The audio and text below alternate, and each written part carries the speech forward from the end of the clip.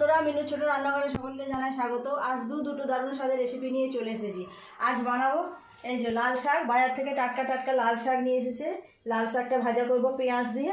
আর এই দেখুন সবার খুব পছন্দের একটা রেসিপি, সবাই ইলিশ মাছ। দাগাগুলো দেখেছেন? দাগাগুলো দেখে বুঝতেই পারছেন কেমন বড় মাছটা ছিল। মাছের মাথাটা রেখে দিয়েছি। আর এই মাছগুলো আজকে আমি কলা পাতায় পাতুরি বানাবো। প্রত্যেকটা মাছের পিস দেখুন, ডিমে ভর্তি। সাইজটা দেখেছেন?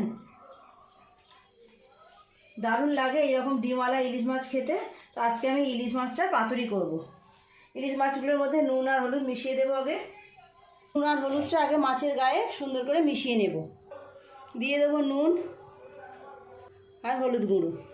খুব ভালো করে প্রত্যেকটা মাছের গায়ে নুন আর হলুদটা এভাবে মিশিয়ে নেব। অল্প করেই হলুদ দিয়েছি।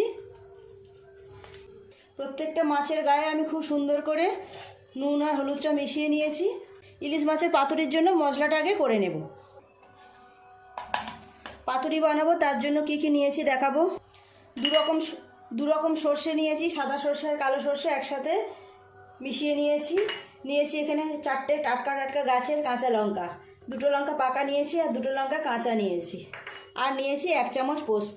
এই মশলাগুলো আগে সুন্দর করে মিক্সিতে পেস্ট করে নেব। 2 রকম সর্ষে,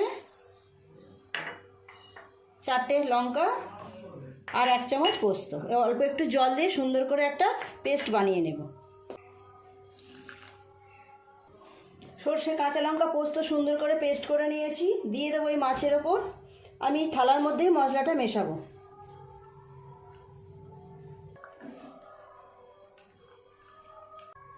মিক্সির জারটা ধুয়ে অল্প একটু জল দিয়ে দিলাম। মিক্সির জারের মধ্যে তো অনেক মশলা লেগে থাকে। মাছগুলোর গায়ে সর্ষে বাটা, পোস্ত বাটা, কাঁচা লঙ্কাটা সুন্দর করে মাখিয়ে নেব। এর মধ্যে দিয়ে দেব আরও অল্প একটু হলুদ গুঁড়ো, পরিমাণ মতো নুন আর সর্ষের তেল। মাছের মধ্যে তখন নুন দিয়েছিলাম, আরও অল্প একটু পরিমাণ মতো নুন দিয়ে দিলাম। দিয়ে দেব অল্প একটু হলুদ গুঁড়ো আর দেব বেশ কিছুটা সর্ষের তেল। এই রকম মাছের পাতুরি করতে গেলে সর্ষের তেলটা একটু বেশি করেই দিতে হয়, তাহলে টেস্টটা খুব ভালো আসে। প্রত্যেকটা মাছের মধ্যে আমি মশলাগুলো খুব ভালো করে মিশিয়ে নেব। ইলিশ মাছের যে কোনো রেসিপিই তো অপূর্ব স্বাদ হয়, আপনারা সবাই জানেন। ঝাল ঝোল তো অনেক খাওয়া হলো, তো ভাবলাম আজকে একবার এইভাবে পাতুরি বানিয়ে দেখি। কিছুদিন আগে আমি পাতুরি রান্না করেছিলাম, তো ভিডিও করেছিলাম, কিন্তু ভিডিওটা কোনো কারণে ডিলিট হয়ে গেছে। তো আজকে আবার যখন পাতুরি বানাচ্ছি তাই ভাবলাম আপনাদের সাথে একটু শেয়ার করি। মাছটা পুরো মাছের মধ্যে মশলাটা মেশানো হয়ে গেছে। মাছটা এখন একটু রেখে দেব। এই সময় আমি লাল শাকটা কেটে ভাজা করে নেব। লাল শাক কেটে ধুয়ে পরিষ্কার করে নিয়েছি। আগে শাকটা ভাজা করে নেব। কড়াই গরম হয়ে গেছে, তেল দিয়ে দেব। তেলটা খুব ভালোভাবে গরম হয়ে গেছে। দিয়ে দেবো 2টো শুকনো লঙ্কা, 1টা কাঁচা লঙ্কা আর কিছুটা পেঁয়াজ।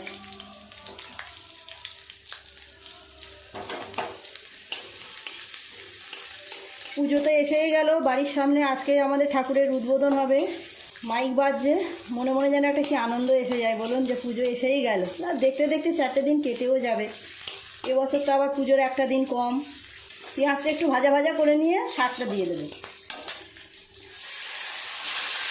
পেঁয়াজটা খুব ভালোভাবে ভাজা হয়ে গেছে, লাল শাকটা দিয়ে দিলাম।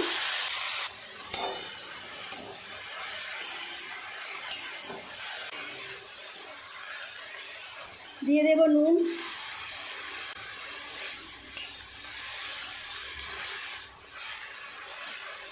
শাকটা কমে একদম অল্প হয়ে যাবে। জল দিয়ে দেবো অল্প একটু। আলাদা করে আর আমি সেদ্ধ করে নিলাম না, এইভাবেই অল্প একটু জল দিয়ে চাপা দিয়ে দেবো, তাতেই শাকটা খুব সুন্দর নরম হয়ে যাবে। চাপা দিয়ে দেবো। বেশ কিছুক্ষণ ঢাকাটা দিয়ে রেখেছিলাম। খুলে দেখবো শাকটা কতটা সেদ্ধ হলো, কত কমে গেছে শাকটা। এবার নেড়ে চেড়ে শুকনো করে নিলেই হবে। দিয়ে দেবো চিনি, 1 চামচ চিনি দিলাম। এইভাবে একটু নেড়ে চেড়ে শুকনো হয়ে গেলেই তৈরি হয়ে যাবে লাল শাকটা ভাজা। লাল শাকটা খেতে কিন্তু বেশ ভালো লাগে বলুন ভাতের সাথে। যে কোনো শাকসবজি খাওয়াই তো খুবই ভালো, আমাদের শরীরের জন্য উপকার। লাল শাকটা অনেকটা জলটা টেনে গেছে। দিয়ে দেবো অল্প একটু পোস্ত, তেল দিয়ে দেবো অল্প একটু, দিয়ে দেবো অল্প একটু পোস্ত। পোস্ত দিয়ে লাল শাক ভাজা খেতে কিন্তু খুব ভালো লাগে। বড়ি ভেঙে গুঁড়ো করে দিলে, বাদাম ভেজে দিলে খুব ভালো লাগে। হয়ে গেছে ভাজা। কি সুন্দর লাল হয়েছে দেখুন। এই লাল রঙটার জন্যই কিন্তু লাল শাক ভাজাটা খেতে বেশি ভালো লাগে। অন্য জায়গায় তুলে নিচ্ছি। লাল শাক তো ভাজা হয়ে গেল। এবার পাতুরির জন্য কলা পাতাগুলো এইভাবে একটু করে সেঁকে নেব। এইভাবে একটু করে সেঁকে নিলে আর ভেঙে যাবে না ভাত করার সময়। খুব বেশি সময় লাগে না। এইভাবে একটুখানি উল্টে পাল্টে আগুনে ধরে নিলেই হয়ে যাবে। হয়ে গেছে একটা। এইভাবে সব পাতাগুলো সেঁকে নেব। এইটা শেষ, এটা করে নিলেই হয়ে যাবে। তারপর মাছগুলো পাতায় দিয়ে সুন্দর করে মুড়িয়ে নেব। সব পাতাগুলোই হয়ে গেল এইভাবে সেঁকা। এবার ইলিশ মাছগুলো এক এক করে পাতার মধ্যে নিয়ে সুন্দর করে বেঁধে নেব। দিয়ে দেবো একটা মাছের পিস, সুন্দর একেবারে পেটে ডিম ভর্তি। উপর থেকে এই মশলাটা একটু দিয়ে দেব কাঁচা লঙ্কা চেলা করে রাখা আর একটু সর্ষের তেল। এইবার পাতাটা মুড়ে নেব। এই পাশ থেকে মুড়ব আর এই পাশ থেকে মুড়ব। এবার এই দুটো দিক এইভাবে মুড়ে নেব। পাতাগুলো এইভাবে পুড়িয়ে নেওয়ার ফলে দেখেছেন একটু ভাঙলো না, কিচ্ছু হয়নি, নষ্ট হয়নি। এবার সুতো দিয়ে বেঁধে নেব।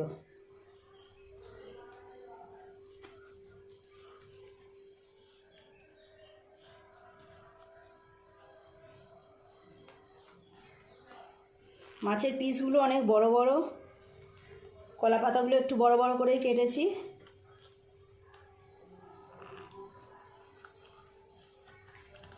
রেডি হয়ে গেল একটা পাতুরি।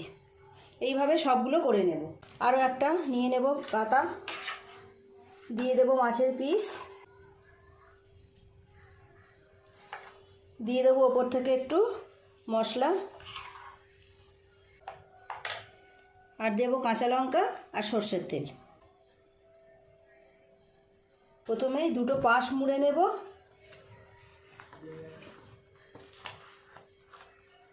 তারপর এই দুটো দিক মুড়ে নেব। এবার বেঁধে নেব সুতো দিয়ে।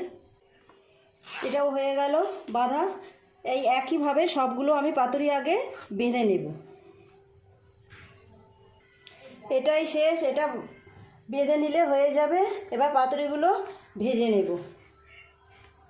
সবগুলো পাতুরি একইভাবে আমি বেঁধে নিলাম।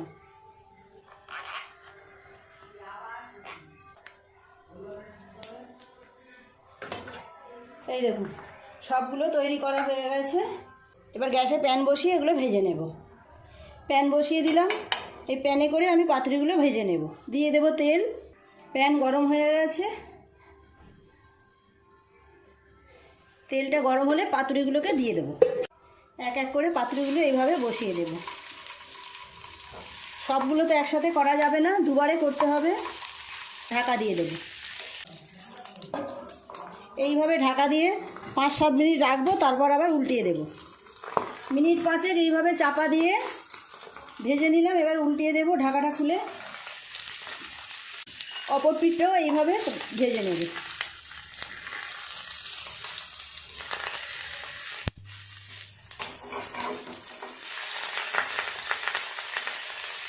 আবার ঢাকা দিয়ে দেবো।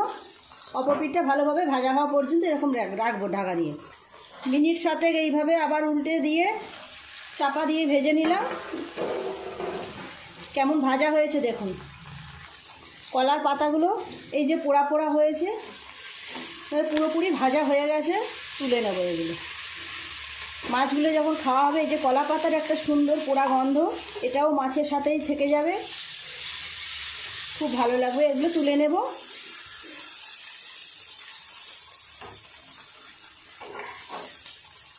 তুলে নিয়ে যে কটা বাকি আছে একইভাবে করে নেব।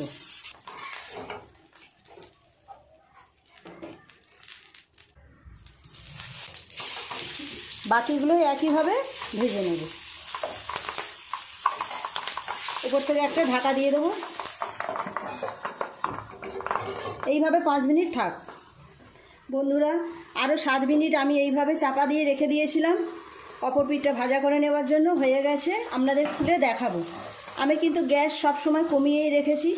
গ্যাস কমিয়ে কমিয়ে ভাজাগুলো করতে হবে। এই দেখুন, খুব সুন্দর ভাজা হয়ে গেছে, খুব সুন্দর গন্ধ বেরিয়েছে।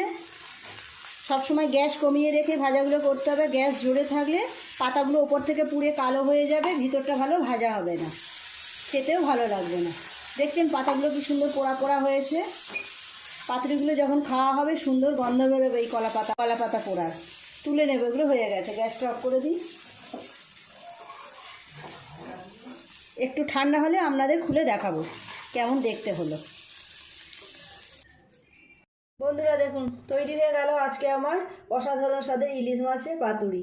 দারুণ সুন্দর কলা পাতা পোড়ার একটা সেন্ট বের হচ্ছে। আপনাদের একটা খুলেও দেখাবো কেমন দেখতে হয়েছে। দেখুন, পাতাগুলো খুব সুন্দরভাবে পোড়া হয়েছে। এরকম পাতাগুলো পুড়লে তাহলে বুঝতে পারবেন যে পাতুরিগুলো ঠিকঠাক ভাজা হয়েছে। দেখুন কেমন দেখতে লাগছে, অসাধারণ, অপূর্ব সুন্দর একটা সেন্ট বের হচ্ছে। এরকম একটা পাতুরি হবে আর গরম গরম ভাত, আর কি চাই বলুন। অপূর্ব স্বাদের ইলিশ মাছের পাতুরি, ছোট বড় সবাইয়ের ভীষণ পছন্দের একটা রেসিপি। আর এই যে লাল শাক ভাজা, ওপর থেকে আরেকটু পোস্ত আমি ছড়িয়ে দিয়েছিলাম। আজকের দারুণ স্বাদের দুটো রেসিপি তৈরি হয়ে গেল।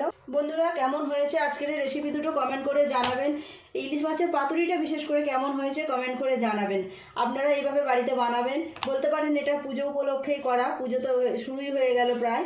প্লিজ বন্ধুরা, আজকের রেসিপিগুলো কেমন লাগলো কমেন্ট করে জানাবেন। ভালো লাগলে একটা লাইক করে দেবেন।